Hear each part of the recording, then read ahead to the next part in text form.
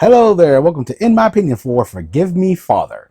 Depending on who you pick, you either start off as a priest or journalist. Your cousin has asked you to drop by your hometown as strange things have started to happen. You show up only to find out the town has been bombarded by creatures and your cousin's missing. So you must blast through these horrifying creatures and even cult members to save your cousin. The plot here is super thin, and it's not what you're really here for. The only difference story-wise when it comes to picking a character is some different dialogue lines, who's in the cutscene, and some gameplay mechanics. This is an FPS game in line with what's known as now boomer shooters, though it's the more modern version of that. So that means you'll be zipping around for dear life while blasting a crap ton of enemies, sometimes being locked in a room until it's cleared out.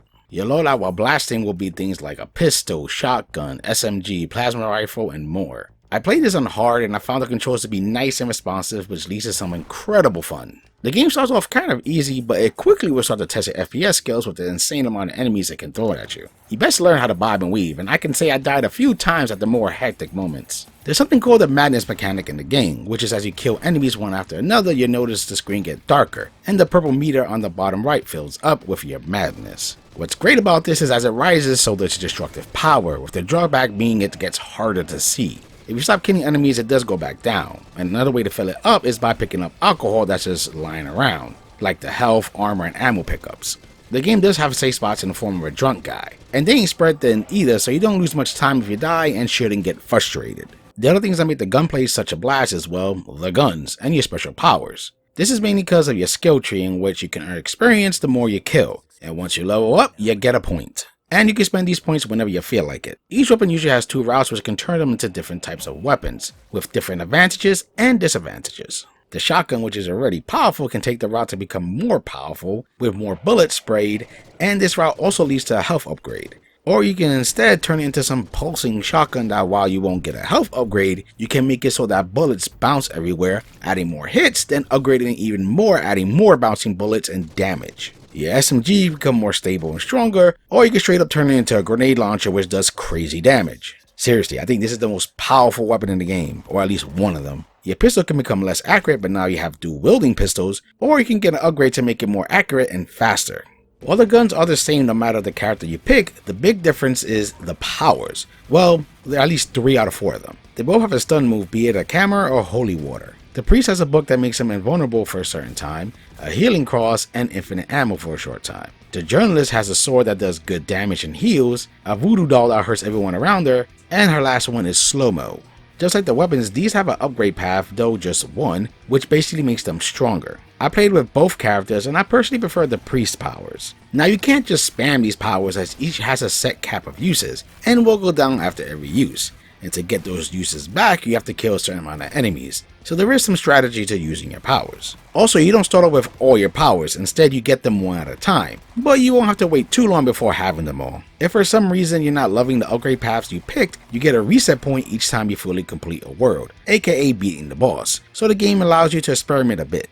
Speaking of bosses, I found them pretty fun to fight and they can be pretty damn tough. Out of all of them, I personally was not a fan of just one, which was this fish boss. I felt it was rather cheap and it felt more like a headache than fun, especially with the constant fear of drowning. Each level also contains secret areas which contain stuff like armor and health, and there's also story pickups which add a little more to this town. What's kinda neat is the game lets you know how many of these are in each level. After you beat the game, you unlock New Game Plus mode, which lets you replay the game with certain modifications. You can do things like make the game way harder by upping enemy damage and such. Or you could become a god and not die and have max experience from the start and have infinite power usage. What's also great is that this mode doesn't affect unlocking trophies. The other mode you unlock is Endless mode, where you pick a level and do a wave-based fight. And this can get tough even on the easiest difficulty. One of the major reasons I bought this game was because its visuals. It has a comic book type of style and it's amazing. It doesn't feel cheap either since everything from the creatures you face to the blood splatter and the explosions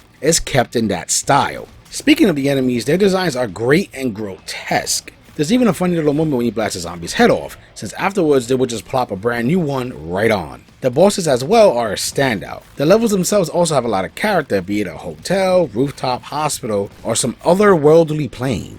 There's a little bit of cutscenes as well with the same visual style that don't look bad and has narration to go along with it. The priest and journalists talk, but it's mainly one-liners and it's not excessive. Though in New Game Plus you can increase it to be more frequent or just get rid of them. The general voice acting is just okay, but the delivery from the journalist feels a bit off. So much so I can't tell if it's on purpose or not. Through my playtime, I never ran into any bugs or big frame dips, and everything was rather smooth. He gives you a key with the image of Cthulhu.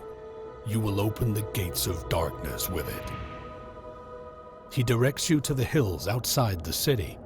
That's where they took everyone. Your cousin is there. They're in great danger. Suddenly, something attacks Dr. Sullivan. He's dying in convulsions before your eyes. What is the fate of Lewis?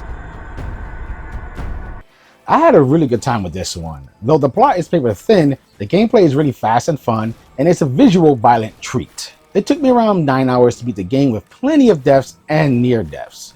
Replay value comes in the form of trying the other character, New Game Plus which lets you tweak the settings, and Endless Mode. I highly recommend this one if you enjoy first-person shooters with that old school flair and some creepy visuals.